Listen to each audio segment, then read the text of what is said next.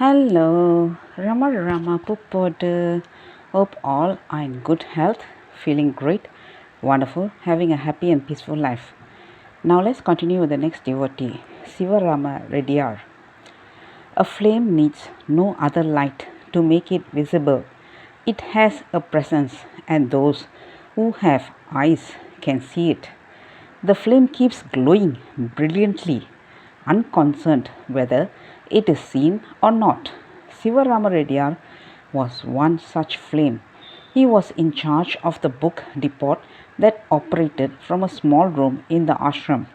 When I came in 1960 to Ramana Ashramam, my father told me, "You do not have any knowledge of worldly matters, especially money, so go and work under Sivarama Reddyar." Though I was just a spiritual novice, I was captivated by his aura of steady serenity and peace within just a few hours of working with him.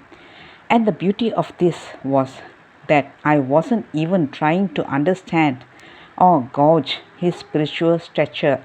It happened as naturally and spontaneously as the blossoming of a flower. Sivarama Reddyar hailed from Acharapakkam, a small town between Chennai and Tiruvannamalai. His parents were landowners, and Sivarama Reddyar himself owned a rice mill. The entire family was devoted to a sadhu called Achyuta Swami, a saint and a poet. His songs based on Advaita were very popular. Achyuta Swami's first darshan of Bhagavan took place in the Arunachaleshwara temple. On entering the temple with some of his devotees, he was drawn towards Bhagavan, then just a boy, sitting in deep samadhi under an ilupai tree. An elderly sadhu, Achyuta Swami, could see that though the body sitting under the tree was that of a boy's, it was saturated in timeless bliss. The very next year he came again, this time with around 200 of his devotees. Not finding Bhagavan under the ilupai tree, they searched the entire temple, but to no avail. On making enquiries, they found out that Bhagavan had been so immersed in samadhi that he had not even been spotting a loin cloth. Being the Kartigai Deepam festival, some kind souls had tied a loin cloth around his waist and taken him to Guru Murtam, a small shrine on the outskirts of the town, so that he could remain untroubled by the milling crowds that came for the festival. Though Bhagavan was virtually unknown at the time, Achyuta Swami went there to see him along with his devotees. Achyuta Swami was the second person to recognize Bhagavan's greatness, Sheshatri Swami being the first. On reaching Guru Murtam, Achyuta Swami asked his devotees to stay outside while he went into the shrine. Seeing Bhagavan seated on a stool, fully immersed in the self, Achyuta Swami held Bhagavan's feet and prayed, "I have written poems on the Advaitic state of oneness, but I have not yet experienced it. Please bless me with that state." When he came out, the words that he spoke to his devotees proved that he was blessed with that state.